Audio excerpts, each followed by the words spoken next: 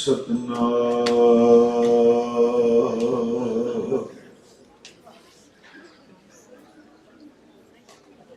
धन्नवाद गुरु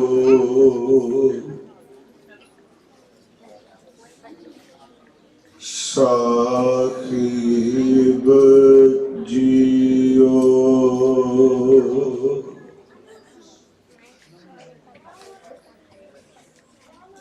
तुमरे गुण क्या कहा मेरे सतगुरा जब गुर बोलै तब विषम होए जाए तुमरे गुण क्या कहा मेरे सतगुरा जब गुर बोलै तब विषम होए जाए हम जैसे अपराधी अवर कोई राखै जैसे हम सतगुर राख लिए छड़ा तू गुर पिता तू है गुर माता तू गुर बंदक मेरा सखा सखा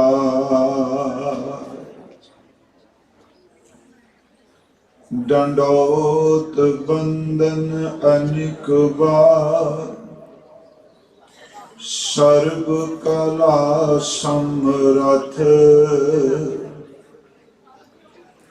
डोलन ते राखो प्रभु नानक दे कर हथ परम सम्मान योग जुगो जुग अटल साहिब श्री गुरु ग्रंथ साहिब सच्चे पातशाह महाराज जी दी पावन पवित्र खजूरी अंदर पिछले दिनों तो सतगुरां जी दे इस स्थान ते हर साल की तरह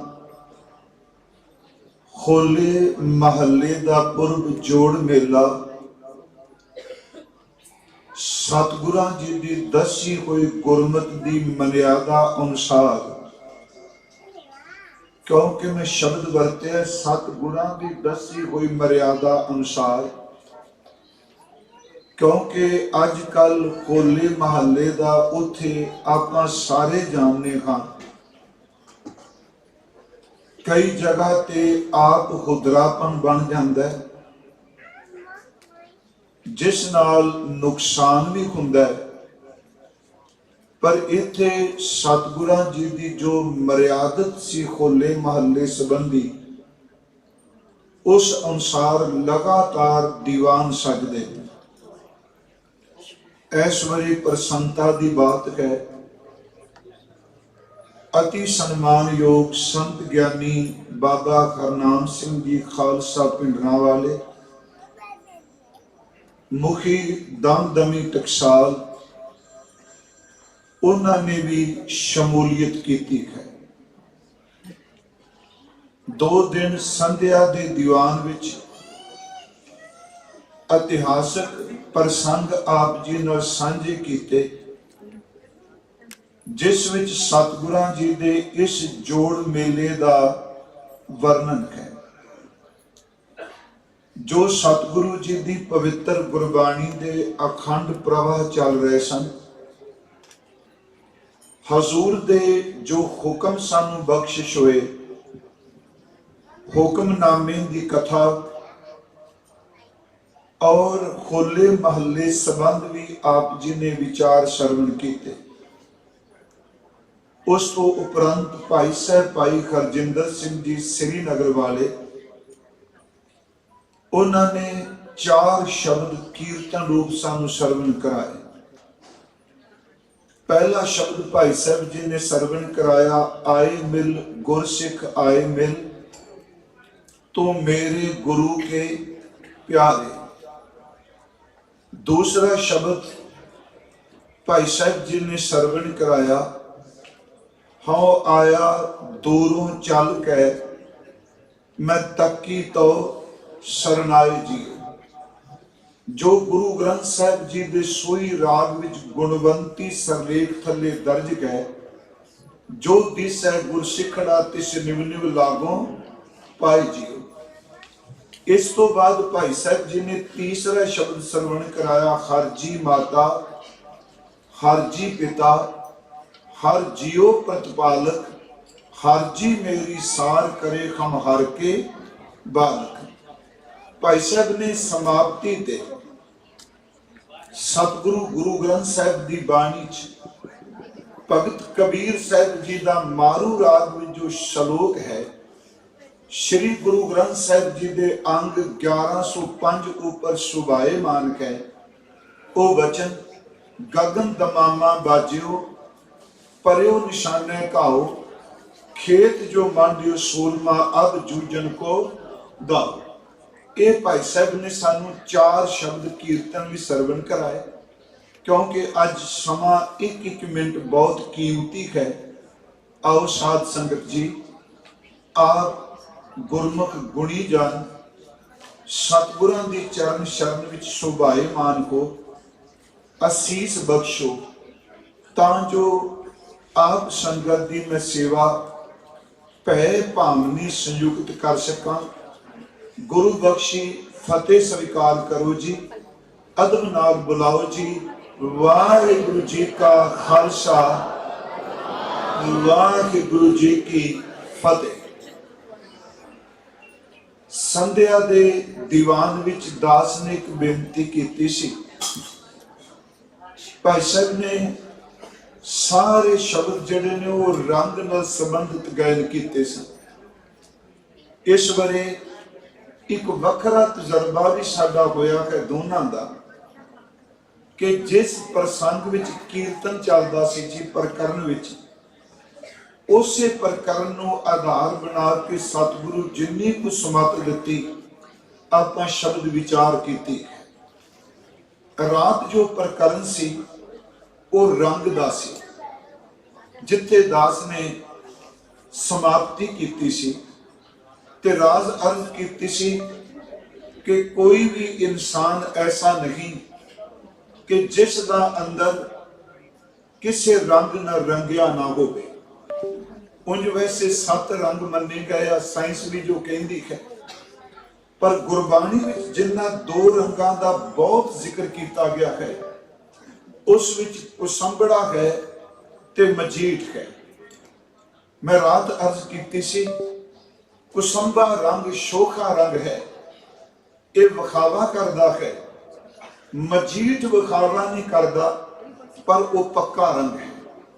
भाई साहब जी की रचना विच अर्ज की सी, क्योंकि मैं लड़ी समाप्त करनी चाहना अज दे इस दीवान विच। जिहड़ा कुसंबा है, ओदियां निक्कियां निक्कियां डोडियां विचों फुल बाहर निकलदे, वो लंघदियां नूं बड़ा प्रभावित करता है। ते जदों ओदा रंग दिता जांदा है, ओनूं खट तुलसी विच पा के रंगिया जांदा। वो किसी कपड़े ते चढ़ जाए ते देखण नूं प्रतीत हुंदा है कि क्या कमाल दा गूढ़ा रंग है, पर जे ज्यादा गर्मी पै जाए ਜਾਂ ਕਿਤੇ ਪਾਣੀ ਦੇ ਠੰਡੇ ਪਾਣੀ ਦੇ ਛੱਟੇ ਵੀ ਵੱਜ ਜਾਣ, ਇੱਕੋ ਦਮ ਕੁਸੰਬੇ ਦਾ ਕੱਚਾ ਰੰਗ ਉਤਰਨ ਲੱਗ ਪੈਂਦਾ। ਪਰ ਜਿਹੜਾ ਮਜੀਠ ਹੈ, ਇੱਕ ਤਾਂ ਇਹ ਜ਼ਮੀਨ ਦੇ ਵਿੱਚੋਂ ਨਿਕਲਦਾ, ਇਸ ਦੀਆਂ ਤਾਰਾਂ ਇਹਦੀਆਂ ਗੱਠੀਆਂ ਜ਼ਮੀਨ ਵਿੱਚ ਨੇ, ਫਿਰ ਇਸ ਨੂੰ ਜ਼ਮੀਨ ਚੋਂ ਪੱਟ ਕੇ ਸੱਚ ਇਹਦੇ ਉਖਲੀ ਚੱਟੂ ਵਿੱਚ ਰੱਖ ਕੇ ਕੁੱਟਿਆ ਜਾਂਦਾ ਹੈ। ਫਿਰ ਮਜੀਠ ਨੂੰ ਚੱਕੀ ਵਿੱਚ ਪੀਸਿਆ ਜਾਂਦਾ ਹੈ। ਪੀਸਣ ਤੋਂ ਬਾਅਦ ਉਹਨੂੰ ਗਰਮ ਪਾਣੀ ਵਿੱਚ ਉਬਾਲਿਆ ਜਾਂਦਾ ਹੈ। ਇੰਨੀ ਸਾਧਨਾ ਤੋਂ ਬਾਅਦ ਜਦੋਂ ਉਹ ਮਜੀਠ ਕਿਸੇ ਕੱਪੜੇ ਤੇ ਚੜ੍ਹਦਾ ਹੈ, ਯਾਦ ਰੱਖਿਓ ਕੱਪੜੇ ਦੀਆਂ ਤੰਦਾਂ ਤਾਂ ਪਾਟ ਜਾਂਦੀਆਂ ਨੇ, ਪਰ ਮਜੀਠ ਦਾ ਰੰਗ ਕਦੀ ਉਤਰਦਾ ਨਹੀਂ ਹੁੰਦਾ।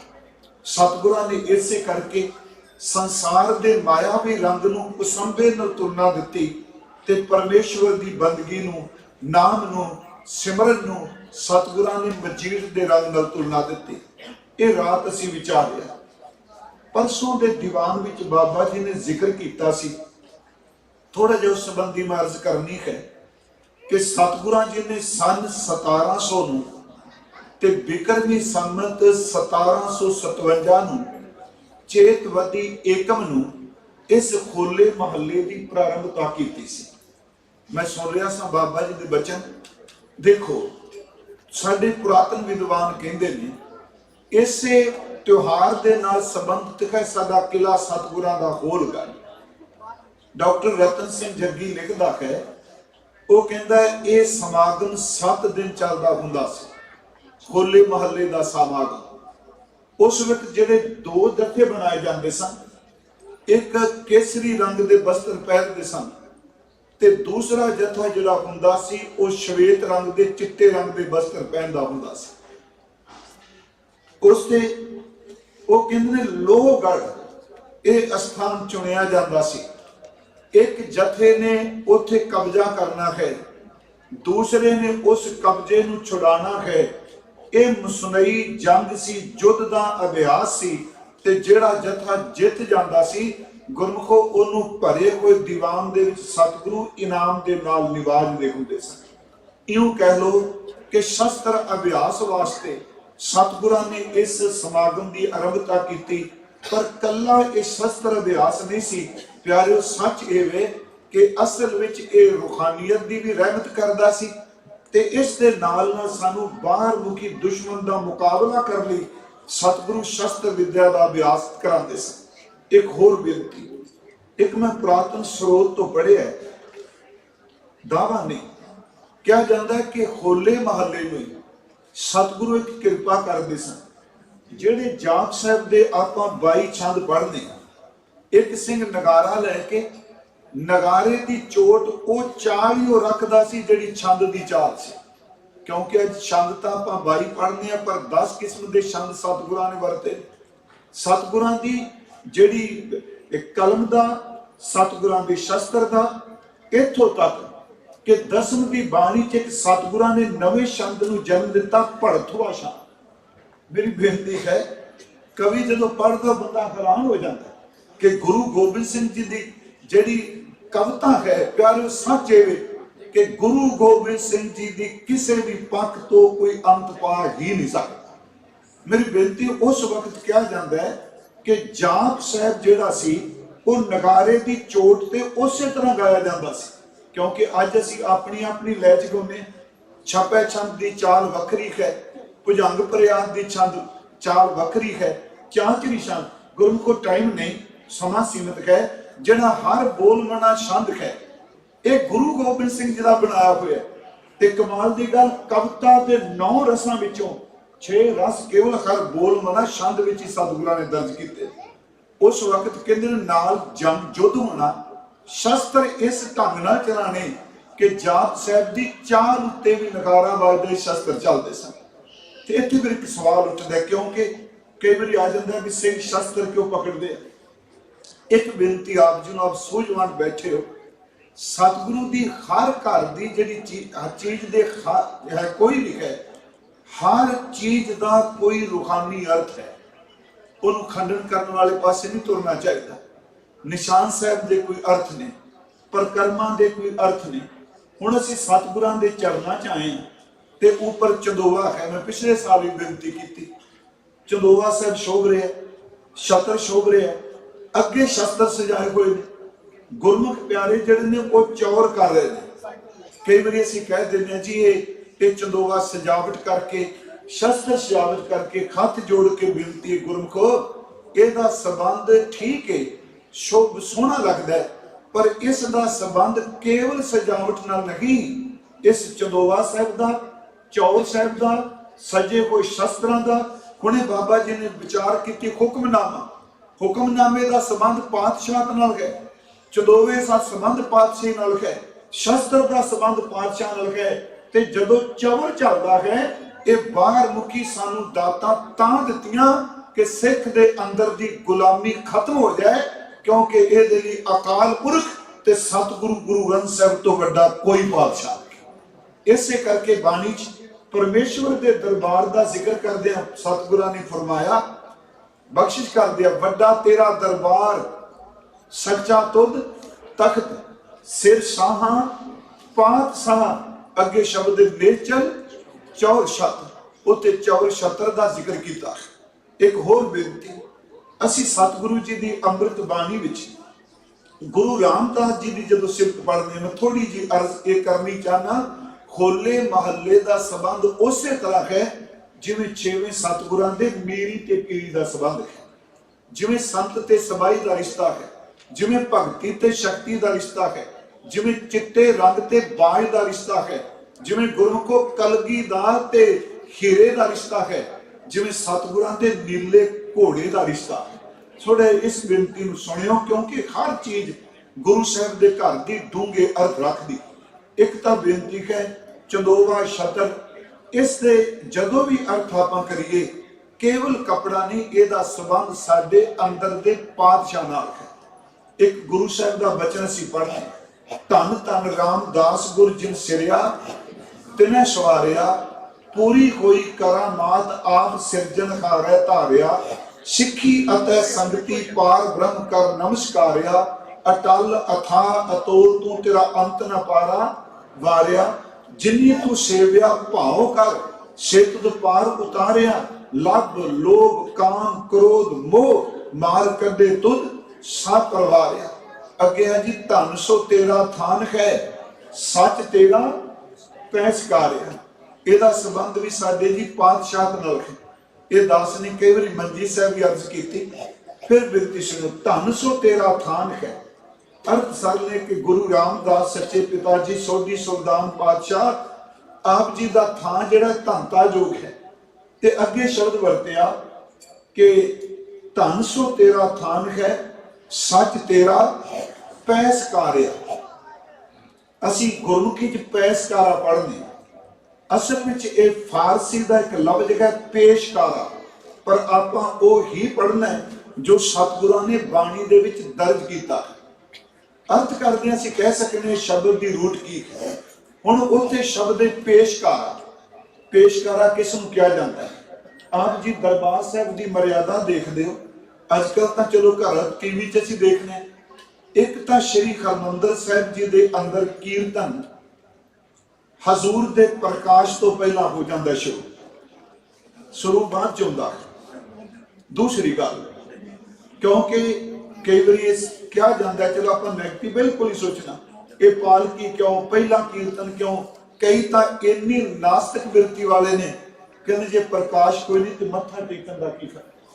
मेरी हाथ जोड़ के बेनती ध्यान न सुनियो, श्री अकाल तख्त साहब के ऊपर पालकी नहीं जाती, ते श्री हरमंदर साहब के अंदर भी पालकी नहीं जाती।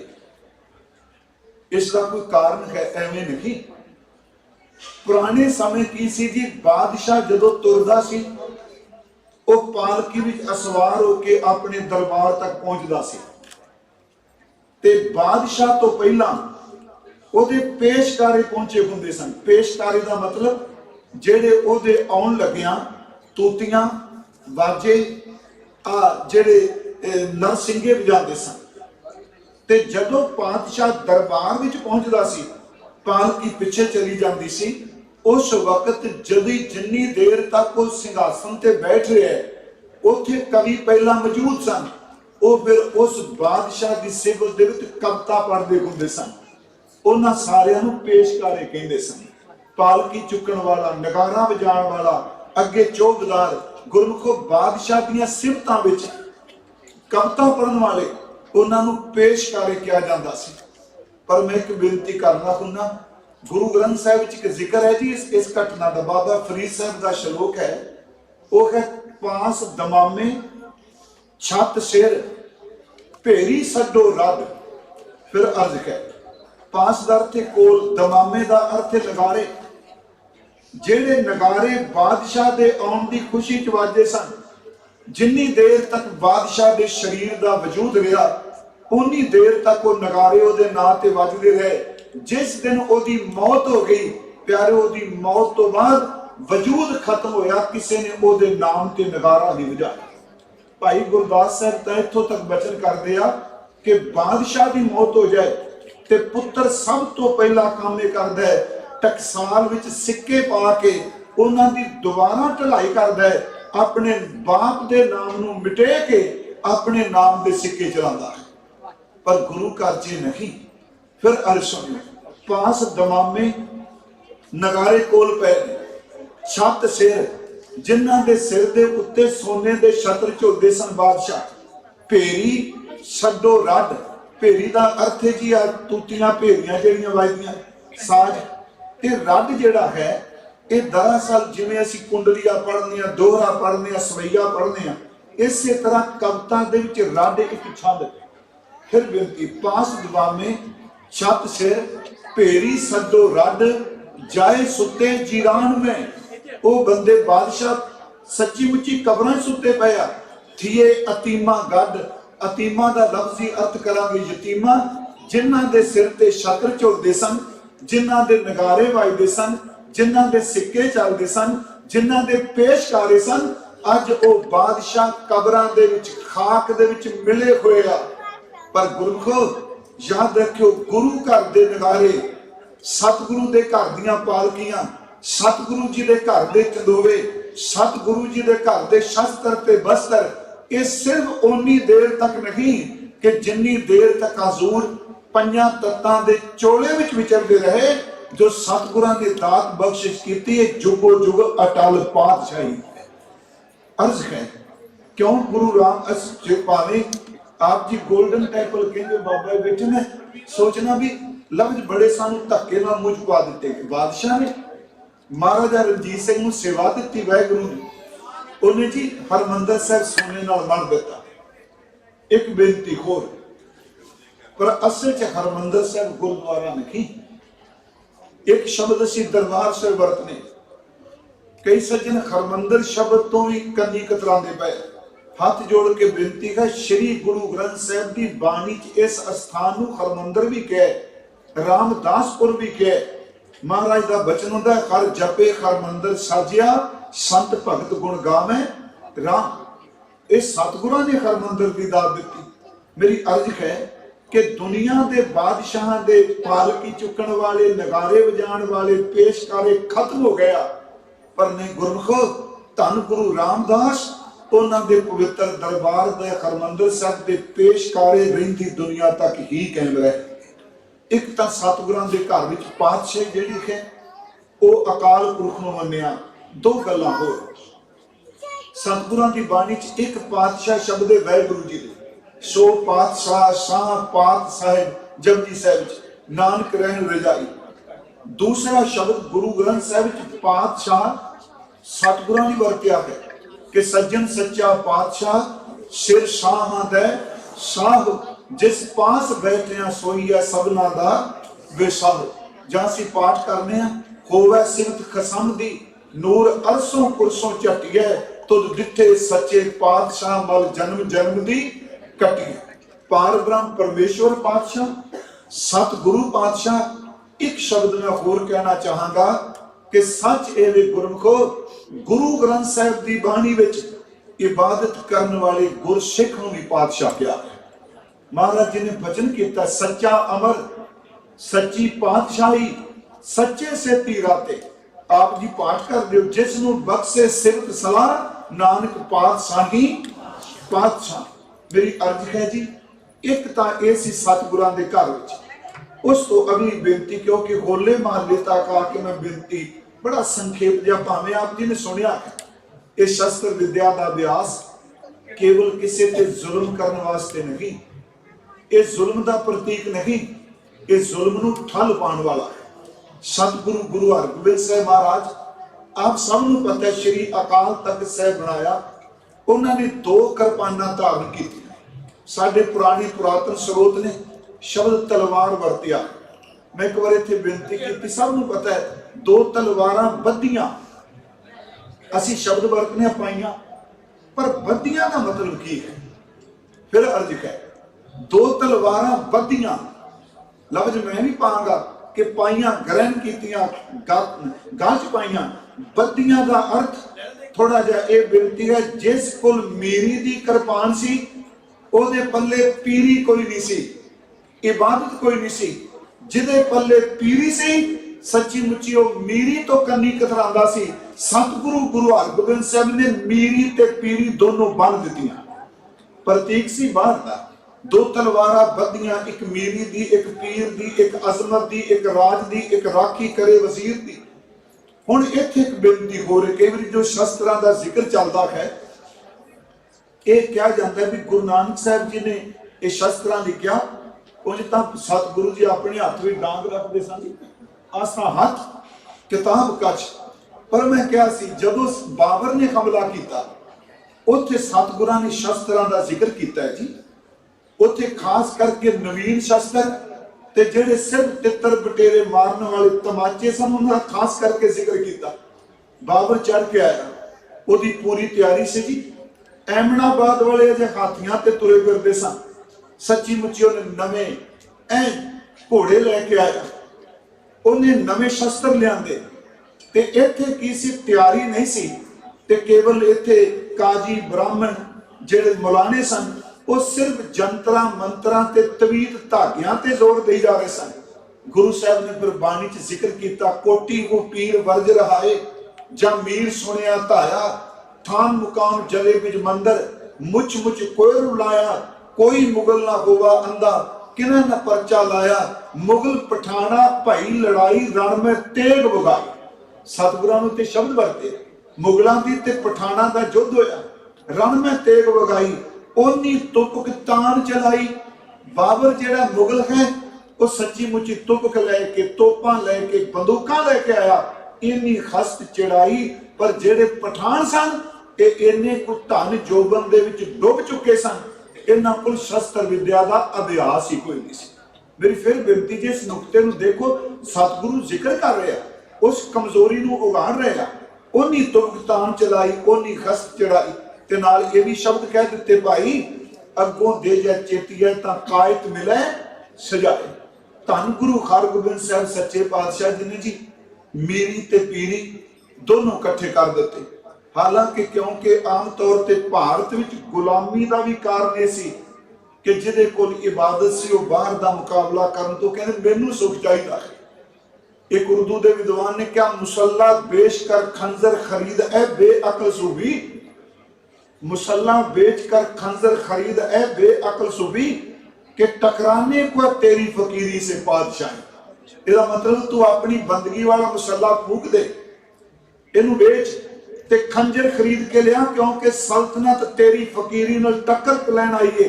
पर याद रखियो, गुरु घर दे अंदर जे मीरी दी किरपान चुकी है ते पीरी नू भुलाया नहीं, इत्थे शब्द नू भुलाया नहीं। गुरु हरगोबिंद साहिब महाराज जी ने 4 जंगां लड़ियां, बेनती करा 4 जंगां च फतह प्राप्त की।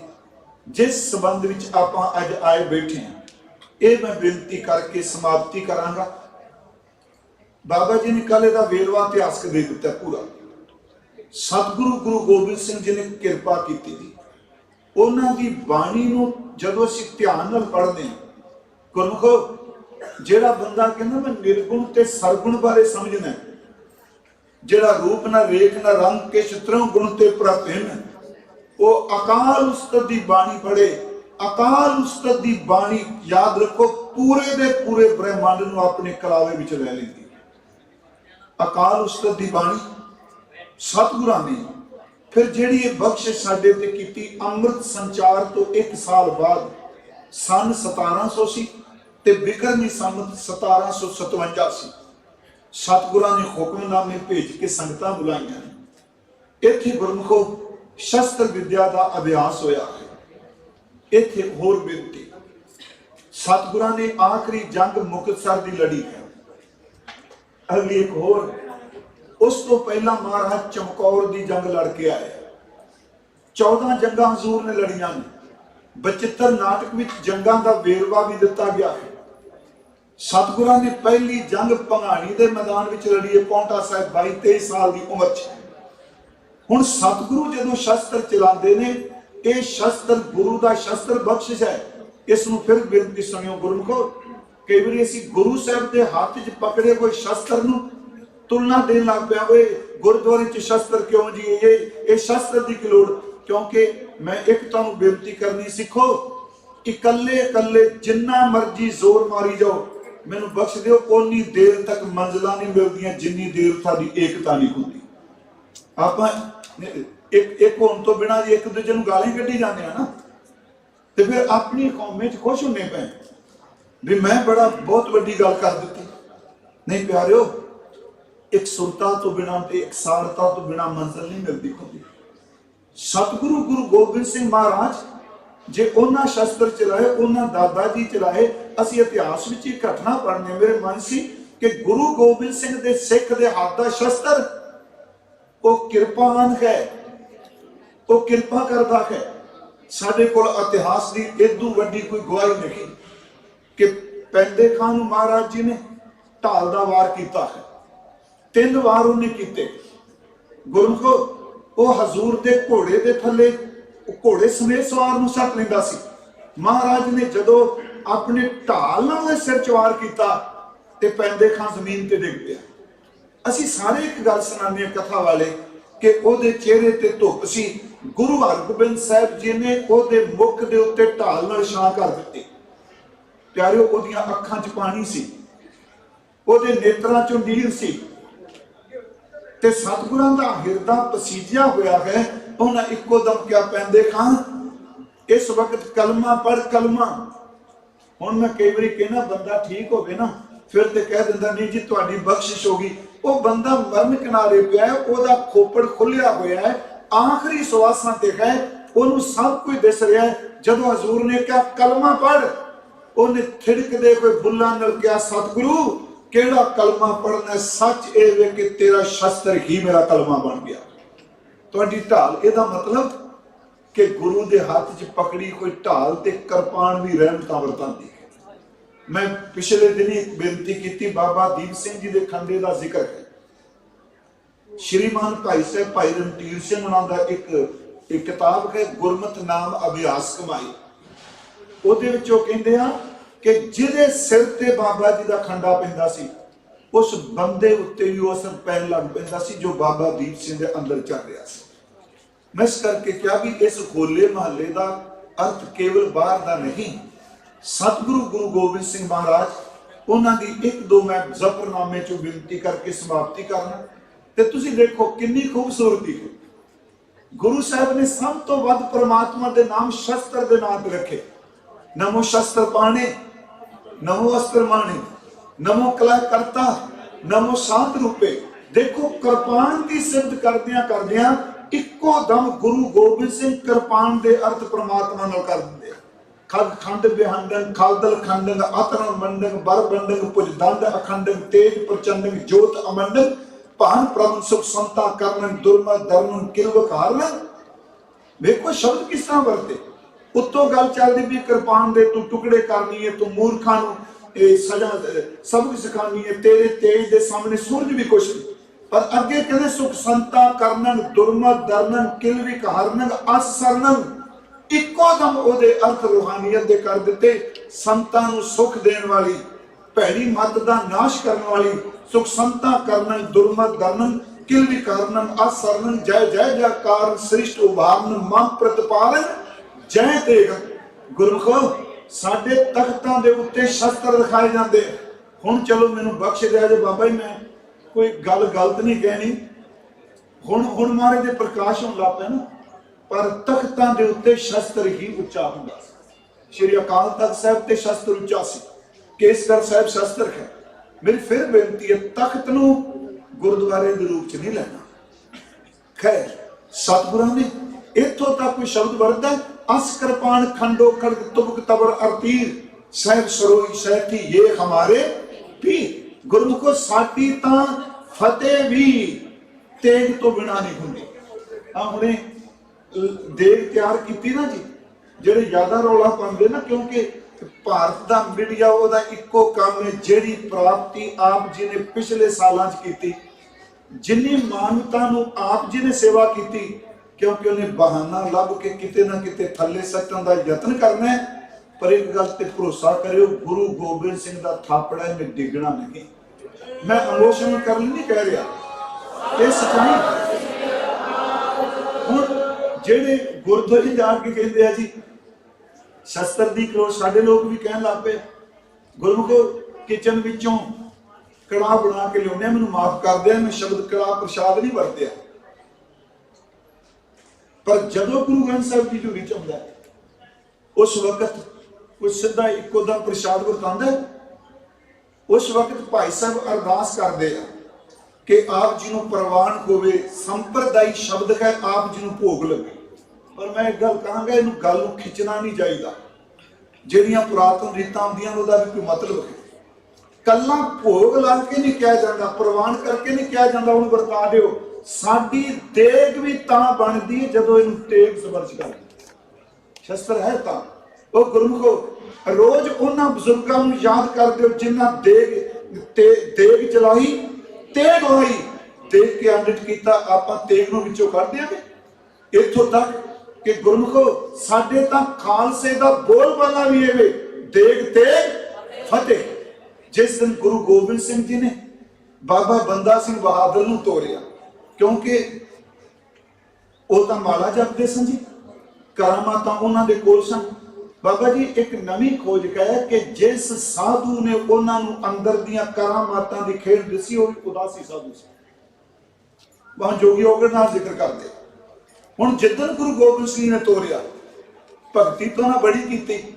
ਉਹ ਗੁਰਮੁਖੋ ਉਸ ਦਿਨ ਗੁਰੂ ਗੋਬਿੰਦ ਸਿੰਘ ਜੀ ਨੇ 5 ਤੀਰ ਦਿੱਤੇ ਨੇ, ਸ਼ਸਤਰ ਦਿੱਤੇ ਨੇ। ਉਹਨਾਂ ਕਿਹਾ ਇਹਨਾਂ ਤੀਰਾਂ ਦੇ ਵਿੱਚ ਮੈਂ ਹੋਵਾਂਗਾ, ਤੁਹਾਡੇ ਨਾਲ ਹੋਵਾਂਗਾ। ਕਿ ਇਹਨਾਂ ਸ਼ਸਤਰਾਂ ਨੂੰ ਆਪਾਂ ਇਗਨੋਰ ਕਰ ਸਕਨੇ? ਮੇਰੀ ਫਿਰ ਬੇਨਤੀ ਹੈ, ਸਿਰਫ ਇੱਕ ਗੱਲ ਕਰਕੇ, ਸ਼ਸਤਰ ਚਲਾਉਣ ਦਾ ਕਿੱਥੇ ਸਿੱਖ ਨੇ ਚਲਾਉਣਾ ਹੈ ਸ਼ਸਤਰ? ਇਦੋਂ ਵੱਡੀ ਗਵਾਹੀ ਜ਼ਫਰਨਾਮੇ ਤੋਂ ਬਾਹਰ ਕਿਤੇ ਨਹੀਂ ਮਿਲ ਸਕਦੀ। ਥੋੜੀਆਂ ਜਿਹੀਆਂ ਬੇਨਤੀਆਂ ਧਿਆਨ ਨਾਲ ਸੁਣਿਓ, ਸ਼ੇਰ ਨੇ। ਪਹਿਲੀ ਗੱਲ ਤਾਂ ਜਦੋਂ ਦਾਸਤਾਨ ਸ਼ੁਰੂ ਹੁੰਦੀ ਹੈ, ਸਤਿਗੁਰੂ 13ਵੇਂ ਸ਼ੇਰ ਤੋਂ ਬਖਸ਼ਿਸ਼ ਕਰਦੇ ਆ, ਨਾ ਕਤਰਾ ਮਰਾ ਇਤਬਾਰੇ ਬਰੋਸਤ के बख्शी व दिवा खमा किस्म गोश्त मरा एतबारे बरी कसम नेस्त के एज़द गवाह अस्त यजदा शिकेस्तिस। मैं सिर्फ एक बेनती करा, नुकता है, जदों बंदा धर्म की सौं चुक के ते धर्म ग्रंथ की सौं चुक के रब की सौं चुक के मकारी करे, कपट करे, उदों फिर गुरु गोबिंद सिंह 10 दिन में शस्त्र क्यों चुकिया? इस बेनती को सुनिए। महाराज जी ने वचन किया, मरा एतबारे बरी कसम नेस्त के एज़द गवाह अस्त यजदा यकेस्त। गुरमुखो जज्जा लफज भारत विच कोई नहीं फारसीदान वरदा, जजना लफज अरबी दा है ते गूढ़ विद्वान अरबी ते जजना वरदे। जजदा दा लफ्ज़ी अर्थ है परमात्मा रब। ना कतरा मरा मरा एतबारे बरी कसम नेस्त के एज़द गवाह अस्त यजदा यकेस्त। ना कतरा मरा इतबारे बरोस्त के बख्शी मां दीवान। तू तेरे दीवान, तेरे बख्शी, तेरे सेनापति, दुनिया में सब तो झूठे बंदे धर्म की सौं चुकन वाले मिल गए ते तेरे सेनापति मिल गए। वेखो शब्द नूं कहने कि बख्शी वा दीवान खमा किस्म गोश्त अगे के पेमाश कन बेदरंग आमदन सौं चुक के मुकरन वाले मैदान विच आके अगे महाराज शब्द वरदे आ कि पेमाश कन बेदरंग आमदन। उथे आए ने तीरां लेके, बंदूकां लेके, अगे गुरु जी कहते बा लाचारगी दरमिया आमदन, बा तदबीर तीरो कमा आमदन। अगला शेर है चुकार अज खमा खीर ते दर गुजस, हवाल अस्त बुर्दन बा शमशीर दस्त। जदों बंदा सौं चुक के भी मुकर जाए उदों किरपान दे मुठे ते हथ पाना जायज है। मैं आपनूं बेनती करांगा, शस्त्र दा ते शास्त्र दा साडा गूढ़ा संबंध है। कई बार मेरे मन च आउंदा जी, आपां भगवत गीता की सारे गल करते आ, पर सच वे अर्जुन भी तो शस्त्र सट के बह गया सी ते कृष्ण जी ने खड़िया कर दिता। श्री रामचंद्र जी धनकुमान रख दिया, तुलसी वर्गे महापुरुष ने मथुरा कह दिता सी। कृष्ण जी बंसरी वाली फोटो सी, उन्हें कहा मैं इनू मत्था नहीं टेकना, मेरा इष्ट जिहड़ा उन्हें अपने मोढे दे उत्ते कमान ते भत्थे विच तीर पाया। मेरी एक बेनती है जी, जिहड़े ये शस्त्र ने ना, ये सतगुरां ने सानू रहमतां दित्तियां ने। जदों बंदगी करन वाले दे हत्थ विच शस्त्र होवे ते समझो एक डॉक्टर सर्जन दे हत्थ विच है, ते जे किते रब तो टुटे दे हत्थ विच शस्त्र होवे ते समझो एक लुटेरे दे हत्थ विच। फिर मैं बेनती करांगा कि इन्हां होला महल्ला बड़ी वड्डी साडी सतगुरां दी दित्ती दात है। आप जी हर साल इत्थे ये दिहाड़ा मनाते हो। मैं फिर दोबारा बाबा धर्म सिंह जी जिन्हां बारे हुणे बाबा जी दस रहे सन, ये गल्लां करनियां बहुत सौखियां हुंदियां ने, जिंदगी च कमाणियां। इन्हां दा बहुत धन्नवाद बाबा जी, आप जी दा धन्नवाद। आप जी ने हुक्म किया जदों भारत होए जरूर दर्शन करांगे जी। और मैं जिन्ने साथी ने भाई दीप सिंह जी, जिन्ने आप मेरे वीर भाई Paramjit Singh ji chairman gurdwara river side तो ही आए ने, सब नूं जी आया जी। वाहिगुरू जी का खालसा, वाहिगुरू